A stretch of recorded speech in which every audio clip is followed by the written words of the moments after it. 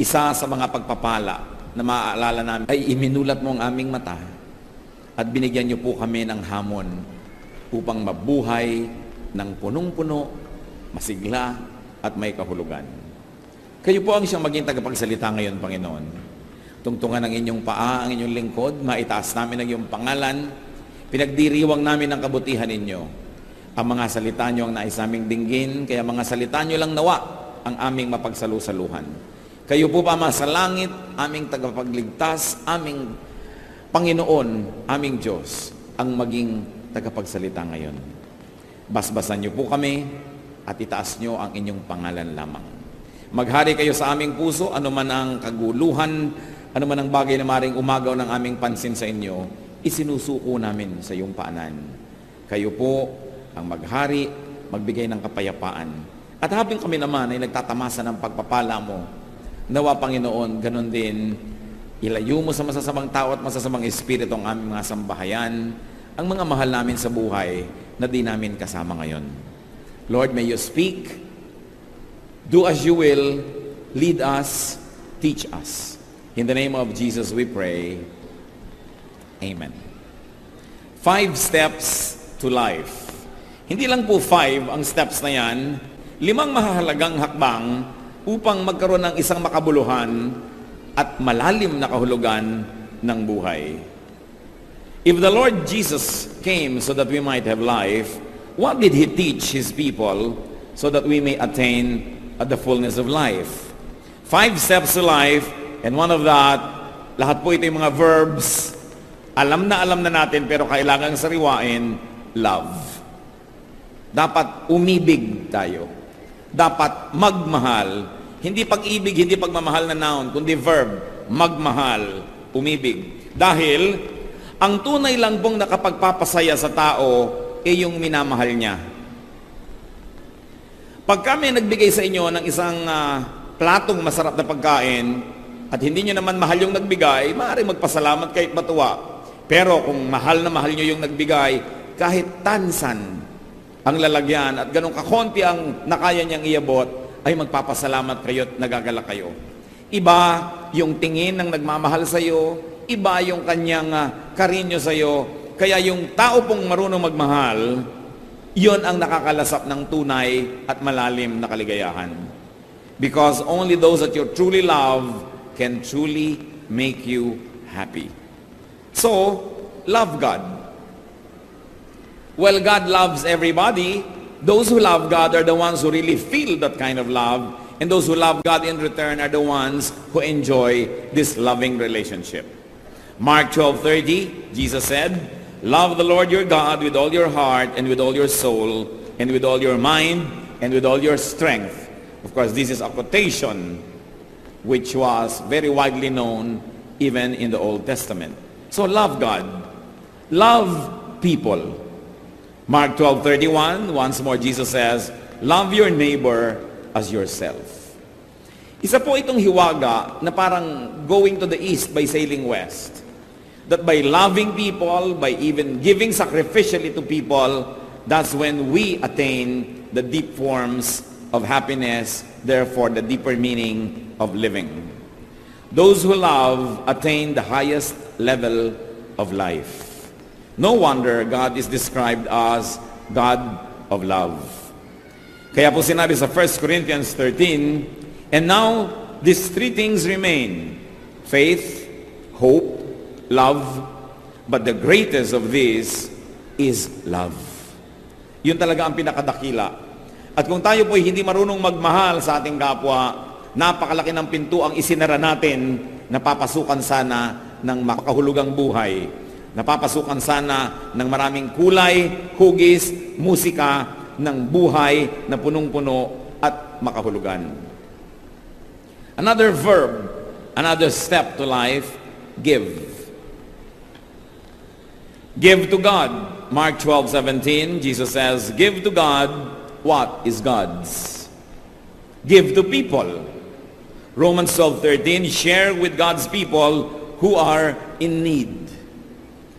So ito pong pagbibigay sa Diyos, sa ating kapwa, pinanggagalingan ito at pinagbabalungan ng napakalalim na uri ng kagalakan na yun lamang mga marunong magbigay na taos-puso ang nakababatid. Yung mga ibang hindi mapagbigay sa Diyos, sa kapwa, akala nila nakakalamang sila. Akala nila kawawa yung palabigay dahil laging nagsasakripisyo, laging nawawalan dahil nabibigay sa iba. Ang hindi po nila nababatid, may kaligayahan yon na yun lang talagang tunay na totoong mapagbigay ang nakakadama. So many people miss out on great happiness, on great meaning of life without even knowing it. So give to people you love. 1 Timothy 5:8, if anyone does not provide for his relatives, and especially for his immediate family, he has denied the faith and is worse than an unbeliever. So inaasahan, itinuturo na mamahalin at bibigyan natin ng maaari nating dapat ipagkaloob yung mga mahal natin sa buhay. But then also, we are not limited to that. Give to people you do not love. In fact, probably people you do not even like. Romans 12:20, if your enemy is hungry, feed him. If he is thirsty, give him something to drink. In doing this, you will heap burning coals on his head. Akala nung iba, sa paggawa ng mabuti, doon sa hindi gumagawa ng mabuti sa atin, doon sa mga kumakalaban sa atin, sabi, you will heap burning coals on his head.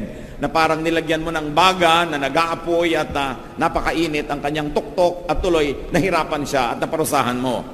Subalit kung titingnan po natin yung cultural significance ng kasabihang ito, sa Israel po noon ang lahat ng bahay dapat ay may apoy. Hindi dapat namamatay ang apoy dahil kung magluluto ka, wala namang posporo, hindi uso yon. At hindi dapat namamatayan ng apoy maski man lamang ilawan sa gabi sapagkat ayaw nila ng madilim. Ngayon, kung namatay ang apoy at nawala ng apoy ang isang bahay, anong gagawin niya? Kakatok siya sa bahay-bahay, hihingi siya ng uling o kaya ay ng baga na mainit para maiuwi niya sa kanila at yun ang pagsimula ng apoy niya na gagawin sa kanilang kalan. Kaya sabi, ang pagbibigay, maging doon sa iyong kaaway, ay parang ganito. You heap burning coals on people's head, not to torture them because you put the coal on a pot. Inilalagay naman niya sa isang palayok o isang sisidlan, kundi binibigyan mo siya muli ng pag-asa. Binibigyan mo sila ng tulong at binibigyan mo siya ng muling kahulugan ng buhay. At kung taglamig, ay binibigyan mo ng init ang kanyang buong tahanan. So hindi ito para manadista, kundi para tunay na maging matulungin. So we give to people that we love and we give to people that we do not love. Yun pong pagkakamal, pag-iingat at pag-iimpok para lang sa sarili at akala niya pag hindi siya nagbibigay at sinasarili niya ang kanyang pera, ang kanyang pagkain, ang kanyang kotse, ang kanyang bahay, akala niya lamang siya noon. Ang hindi niya alam, siya ang nawawalan. Because hoarding and keeping can be uncomfortable. Hoarding can be painful and even unhealthy. Ang katawan nga po natin, kailangang mag-discharge ng mga bodily wastes. Because when you do not discharge and you do not pass it on and let it pass out, what happens? You get poisoned. Kaya sabi sa Luke 12:15, watch out, be on your guard against all kinds of greed. A man's life does not consist in the abundance of his possessions. Hindi nasusukat ang buhay sa dami ng iyong itinago, sa dami ng iyong inimpok, at sa dami ng iyong sinasarili, bagamat may nangangailangan, lalo pa nga't mahal mo sa buhay, at kahit pa nga matatawag na kaaway mo, ay sinasabing huwag pa rin pagdamutan. Hebrews 13:16, do not forget to do good and to share with others, for with such sacrifices, God is pleased. At kung natuwa po ang Panginoon sa ating mga sakripisyo, sa pagbibigay sa ating kapwa, mahal man natin o hindi, mabuti man sa atin o hindi, mayroong magandang nangyayari. Natutuwa ang Diyos. At kung siya'y natutuwa, siya'y nagbo-blow out. Kung siya'y natutuwa, siya'y nagpapagaling. Siya ay nagbibigay ng mas marami pang pagpapala. Kaya yung mga nagiging makasarili, akala nila sa pagsosolo nila sa kanilang mga tinatangkilik at blessing, ay sila ay nakakalamang na hindi nila alam na nawawalan sila ng buhay dahil nawawala ang kagalakan ng Panginoon para sa kanila. At pagka hindi nagagalak sa iyo ang Panginoon, napakalaking kalugihan ang ganyang kalagayan. Bodily wastes must be taken out. That's why biologically and our biological processes, even moving one's bowels, urinating, perspiring, sometimes even the scandalous burping and the releasing of gases can be such a pleasure.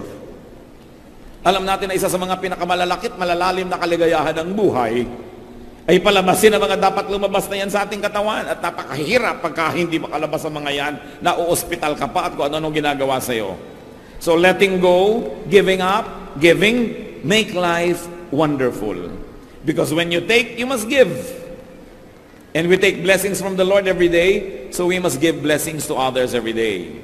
In much greater way, giving rewards the giver.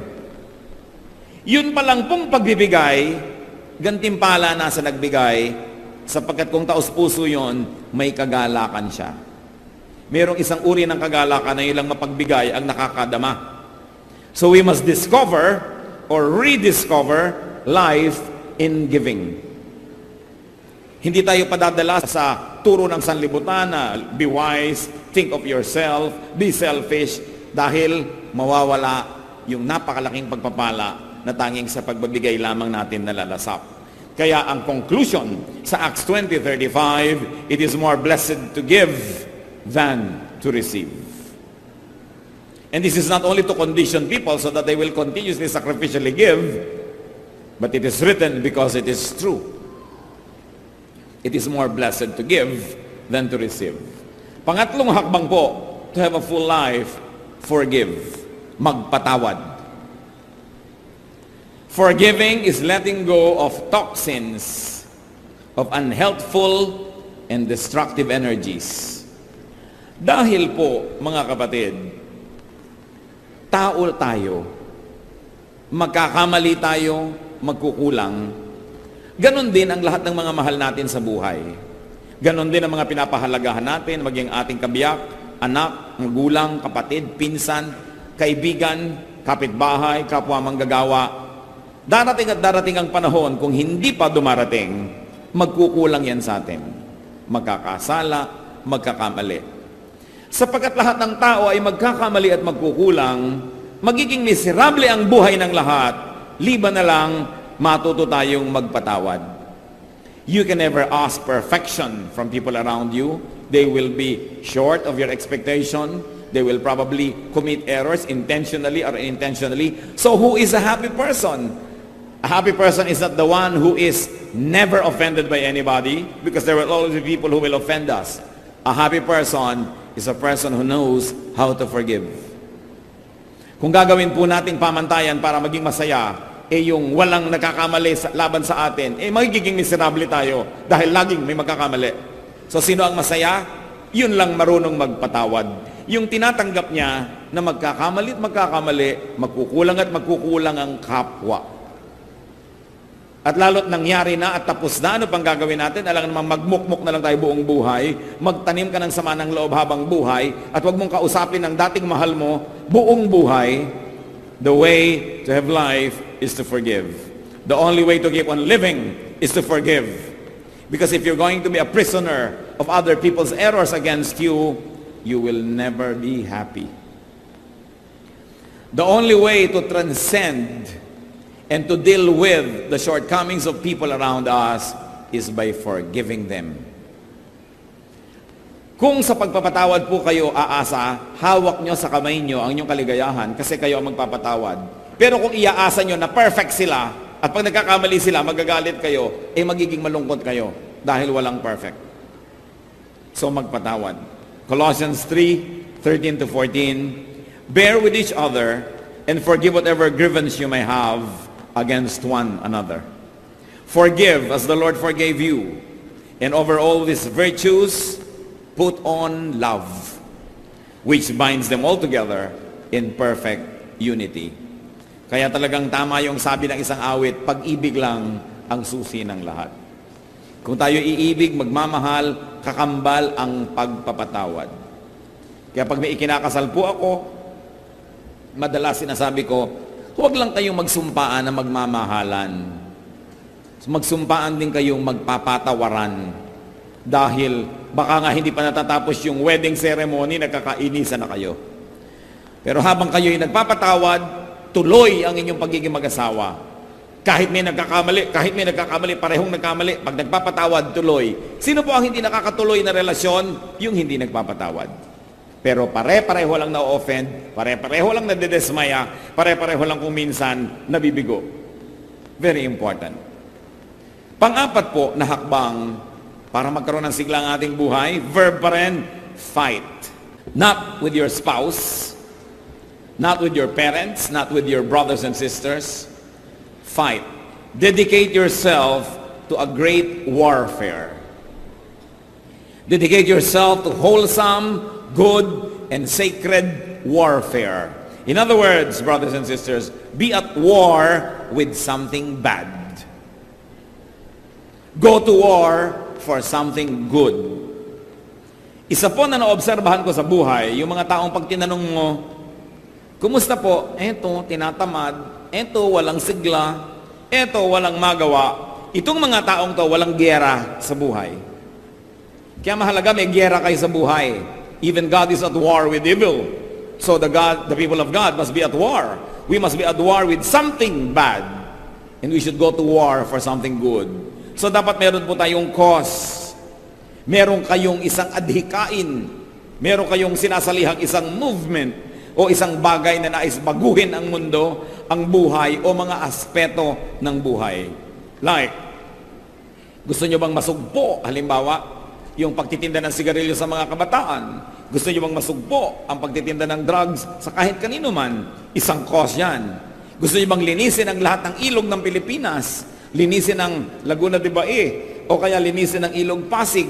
Gusto nyo ba na arugain ang mga taong lansangan? O kaya ay wakasan ang trafficking of children and women?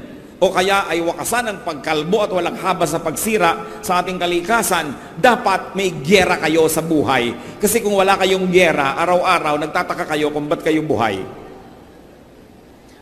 Dedicate yourself to a cause higher than yourself. Dedicate yourself to a cause higher than your daily existence. Ang buhay niyo po ba ay pumunta na sa level na araw-araw, ang iniisip niyo lang, ano kaya ang maiulam natin ngayong araw na to? Pagdating sa bahay, ano ang ulam? Ano kaya ang lulutuin natin ngayon? Pag yun na lang ng yun ang inyong iniisip, ibig sabihin wala na kayong giyerang mas malaki pa kesa sa inyong pang-araw-araw na buhay. At mag-uumpisa na kayo na tamarin, humina, mawala ng sigla. Kita niyo po ang mga giyera ni Paul, Philippians 3:8. What is more, I consider everything a loss compared to the surpassing greatness of knowing Christ Jesus my Lord, for whose sake I have lost all things. I consider them rubbish that I may gain Christ. So pumili siya ng giyera niya. Anong giyera niya? To know the glory of Jesus. Ano po ang giyera niyo sa buhay, mga kapatid? To share the gospel, magandang giyera yan. To get ourselves corrected by the Spirit of God more and more, magandang giyera yan. Sapagkat, kung wala kayong malaking adhikain, higit na mas malaki sa ating pang-araw-araw na pamumuhay, higit na mas malaki kaysa ating mga pansariling mga kagustuhan, lahat ng maliliit na bagay, papalakihin ninyo. Ang mga mag-asawang nag-aaway dahil sa mga walang kakwenta-kwentang bagay, because there is no greater cause that binds them, that commands their energies and their dedication. And you know that in the absence of big things, small things become big to small minds. Pag wala na tayong malaking adhikain, pati maliliit na bagay, pinalalaki na tuloy natin at pinag-aawayan pa kuminsan ang mga walang kakwenta-kwenta. Life is not in being a slave of the insignificant. Hindi tayo dapat maging alipin ng mga walang kwenta, ng mga maliliit na bagay. Life is in keeping small things small. Kaya kailangan natin ng perspective. Kailangan merong malaking cause. Katulad na lang ng mga Kristiyano, ang cause natin, to win the world for Christ. So dapat marunong tayo magpasensyahan, magpatawaran at magtanggapan sa isa't isa kahit hindi tayo lagi nag-agree sa ating mga theology dahil may mas malaking cause to win the world for Christ. But people who forget that big cause get embroiled in tiny, little, insignificant, and sometimes very, very unimportant struggles. Sadly, against each other. So, fight. Meron ba kayong giyera sa buhay? Kahit ano yon. Gusto niyo bang i-preserve ang lahat ng mga ancestral houses ng Pilipinas? O gusto niyo ba na ipaglaban ang karapatan ng mga api? O kaya linisin ng pamahalaan? Dapat meron tayong giyera. Hindi pwedeng wala kang pakialam sapagkat ang pakikisangkot, ang pakikialam, ang siyang nagpapatibay, nagpapasigla ng ating buhay. And finally, another step to life, dream. Mangarap. Desire. Chase your rainbow. Ano po ang ibig sabihin ng buhay na parang wala ng kahulugan? What is a life that may be considered over? That is an unhappy life. That is not worth living anymore. It is a life with all its dreams, aspirations, and desires behind it. Ang buhay na wala ng katuturan ay yung buhay na ang lahat ng pangarap at hikain at minimithi ay tapos na at nasa likuran na at nalampasan na. Wala ka na ngayong hinaharap. Hindi tayo dapat nauubusan ng hinahabol ng mga paru-paro, hinahabol ng mga pangarap, maski pa man tayo ay may edad na. Ano naman ang iintayin ninyo kung may edad na kayo, nakainin na lang tayo ng lupa? Habang nabubuhay pa tayo, meron pa tayo dapat mga pangarap, meron pa tayong mga gustong gawin, at meron pa tayong gustong ma-accomplish. Then and only then will life have meaning. Kaya marami po kuminsan sa mga taong may edad na, hindi pa dapat magkasakit, nagkakasakit. Hindi pa dapat humihina. Hindi pa dapat lumulungkot. At hindi pa dapat namamatay na tuloy dahil wala ng pangarap. Dream. Dream on. Achieve. Hindi mo sasabihin, tapos na ako sa lahat. Nagawa ko na lahat. Tapos na ako lahat. Pero buhay ka pa. Alam ka naman nagkakamali ang Diyos. Meron ka pang katuturan at meron pang dapat gawin. Philippians 3:13-14.